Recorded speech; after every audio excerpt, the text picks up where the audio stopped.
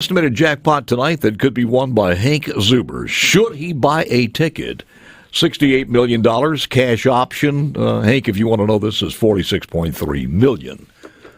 Or you could wait for tomorrow night to get the Powerball as $155 million. Paul, it's funny that you mentioned that. It's funny that you mentioned that. That had to be one of the most popular pieces of legislation that we have ever passed. I was getting phone calls from everybody.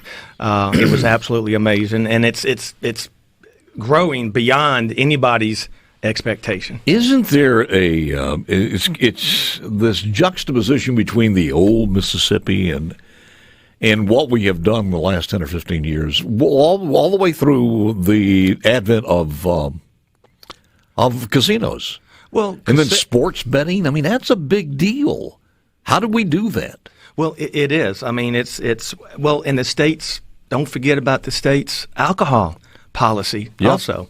But yeah, very good point. Updating, moving. I like to say moving Mississippi into the 21st century. The flag that was tough. The flag. I mean, very.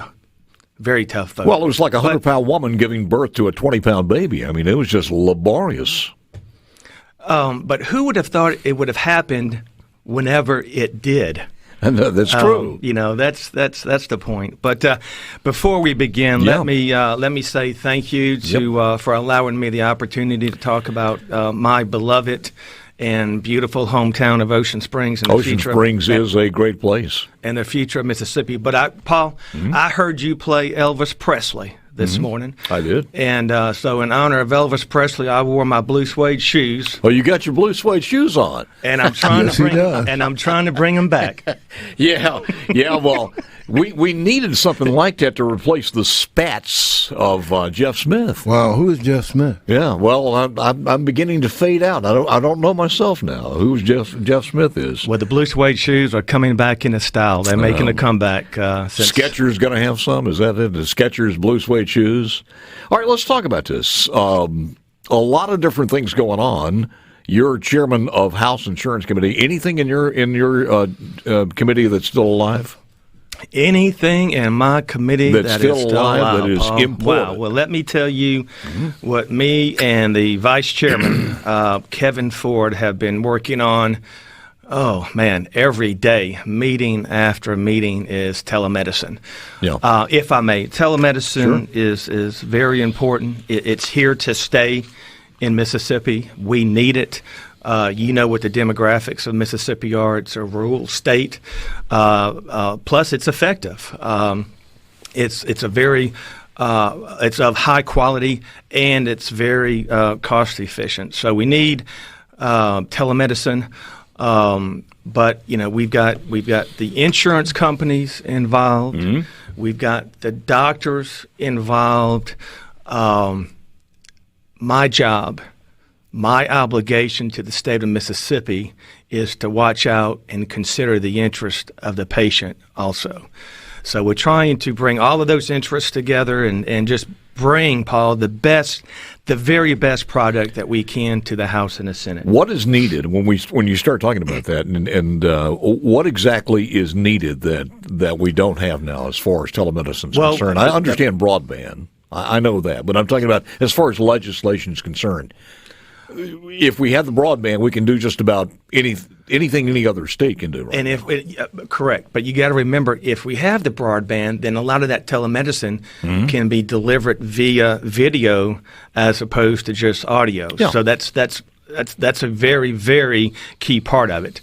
We got to reauthorize it. We've got to, we've got to make sure that the interest of the patient is considered along with all the other parties involved. I asked the governor exactly where the Medicaid bill was, the tech bill, and what's your thoughts on that? Oh, just, I've been around a long time. Just as in the past, it's going to probably, I think the governor said it's going to probably go to conference. I think he's right. It will. What are some of the sticking points in it? Because it's not going to look like the old one, the existing one, is it? There are going to be some changes. There's going to be some changes. I haven't been involved in those specific meetings per se, but I think you're looking at, coverage. Bariatric surgery, will that be covered? Reimbursement rates, that's always an issue, and I'm sure that's an issue again this year. Bariatric surgery, meaning that if you're a certain weight, that you get the insurance to take care of that? Yeah, Medicaid will actually cover it. Now, Paul, if I'm not mistaken, I think that was in the Senate bill. Mm-hmm. I don't think it was in the House bill, but it is in the Senate bill. So that's a big change. And that's, if I may, just one way that we can get from the bottom to the top, we referring to the state of Mississippi, and I've looked at all of these statistics, and you see these rankings, and you talk about them every day just like I do, but healthcare is one of the components of those state rankings, and we need to focus on obesity and diabetes in this state. So that's, I'm sure that's where the bariatric surgery came from, but that's something that we need to focus on to move up in these state rankings. I agree with you. When they start putting the quality of life issues together to give us this stupid rankings on Wallet Hub or any of the other people, we have 500 different firms out there giving us annual reports every 6 days. The annual report comes out on who's the fattest state, and we're always number one. Well, No, West Virginia beat us. West Virginia beat us once or twice on a couple of them, and Louisiana even took it away from us one time. And I don't think we're last in education. No, we're not. I think we may be second or third from the bottom, but we have pockets of poverty that are large enough to influence everything else we do. I often say we start out in the morning with a handicap because of that. No matter how good we get, no matter how many jobs we have, we always start off because we have that agrarian population left behind and a lot of poor people. Paul, that is a great gateway into what I want to talk about is how do we move Mississippi from the bottom to the very top. So why don't we think about this? Why don't we seriously have a talk as far as the insurance is concerned for healthcare savings accounts? I just think healthcare savings accounts is something that should be on the table to talk about. Well, a little bit bigger than that. And the pandemic has given smaller states and small towns a great opportunity. It's time for public policy to focus on the Delta. Mm-hmm. It's time for public policy, and there's only so much that the government can do. But, Paul, there's how many people out there, I hate to interrupt you, how many people out there have made millions of dollars, certainly have gone in and retired by studying the Delta, and it never changes? The time for studying is over. There's only so much that government can do, Paul, but one thing that government can do, if you're going to receive money, mm-hmm. you can expect and demand responsibility, accountability, and leadership. So we need to focus on the Delta. We need to. What some of the idea? My idea was to offer people money to transfer somewhere else there's a job. We'll pay the whole cost. We'll even, if you're kidding, if you do good and everything else and you're trainable, we'll train you for free. We'll move you anywhere else there's a job. Well, I mean, as long as they're staying in the great state of Mississippi, I don't want to train anybody to go to another. We got plenty of jobs open here. Yeah, sure, if you want to go to Tupelo or Ocean Springs, if there's a job there and you want to be trained, we'll train you. We definitely have job openings in Ocean Springs. The economy, I was just telling the governor, the economy is on fire in Ocean Springs. I was giving the governor an example. We've got two comparables. I do a little bit of real estate development and leasing. Mm-hmm. We've got two comparables in downtown Ocean Springs, residential new construction. Listen to this, Paul. Residential new construction selling for $265 per square foot. Well, you go find a single mom in the Mississippi Delta or any other place in the state where there are no jobs available there. And you say to her, for generation after generation, it's cost literally in trying to fight poverty, just that family, your family, the family before you, it may be, several hundred thousands of dollars over a period of a lifetime. And if we move you to Ocean Springs where there is a job available in this particular industry, we will train you.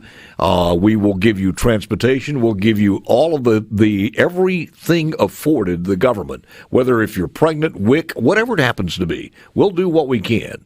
We know it's it, but we're going to get you out of this repeating poverty after poverty, generation after generation. And if your kids are good in school and they do what's necessary, we'll provide them a scholarship. There's numerous ways to approach that, Paul. The socioeconomic issues of the Delta, I mean, it's not a very easy issue. It's complicated, but as a state, we need to begin focusing public policy on the Delta. It's time, and again, we will not get to the top because I've spent a lot of time studying those rankings. They're based on average income, your tax policy, the quality of life, crime, and a lot of those categories we not only compete, but we beat, Paul. Yep. We beat other states. But that, if I may, real quick, that reminds me, one place that we are lacking, I call it the innovation gap in Mississippi. That's what we have. Now, you want to go to the top, you focus on this innovation gap. And what do I mean by that, Paul? We've got some of the best research institutions in Mississippi. On a per capita basis, we spend the same, if not more, than Louisiana, Arkansas, Tennessee, Alabama on a per capita basis.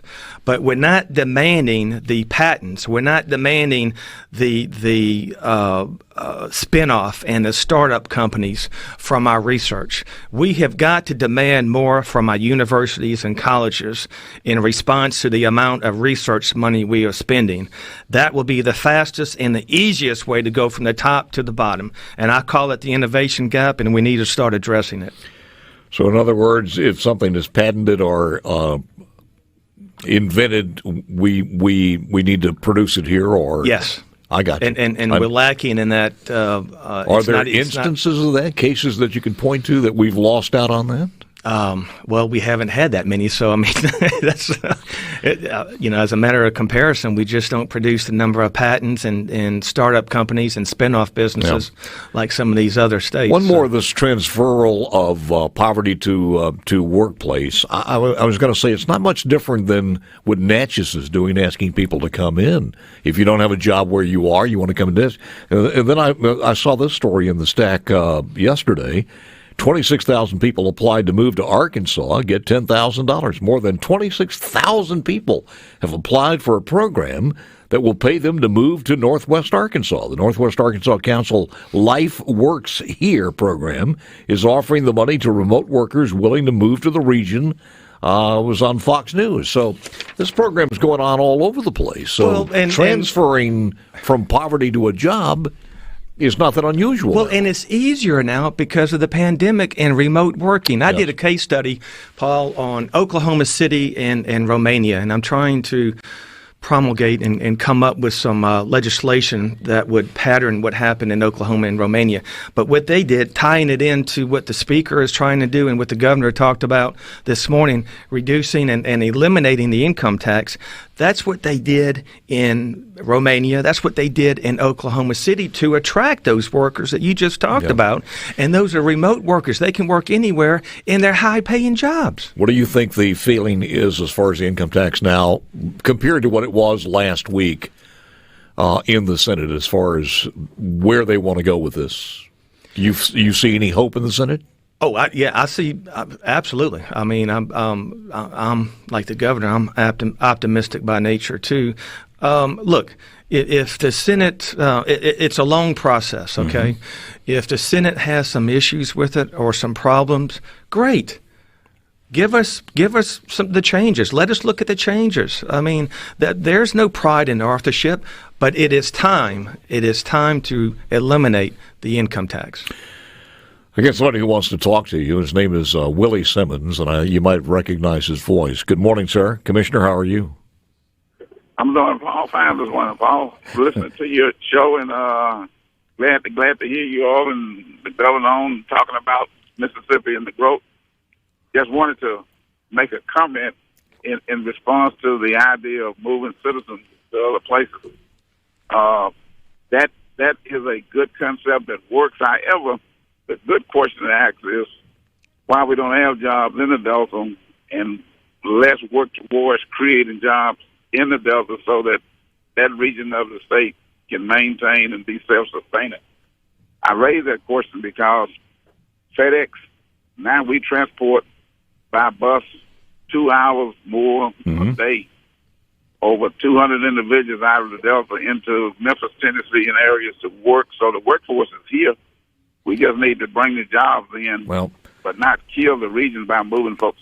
Commissioner, I agree with you, but I'm telling you, in the real world, I think it's a combination of both. When jobs move in, the people who are qualified to take those jobs will stay there and grow the economy, and the people who need training, if that training's available, whether it's one of your constituents or one of the members of your family who have a chance to be productive in some other place, just because you lose a voter, you still change a life. I agree. We just don't want to add to the brain drain and kill off a rich region that's been so supportive of the Mississippi and the country. I understand. All the agriculture and all the other things we do. Good workforce. Let's just find the jobs and bring them to the Delta. How about this? Next time we get you in, we'll talk about it in studio.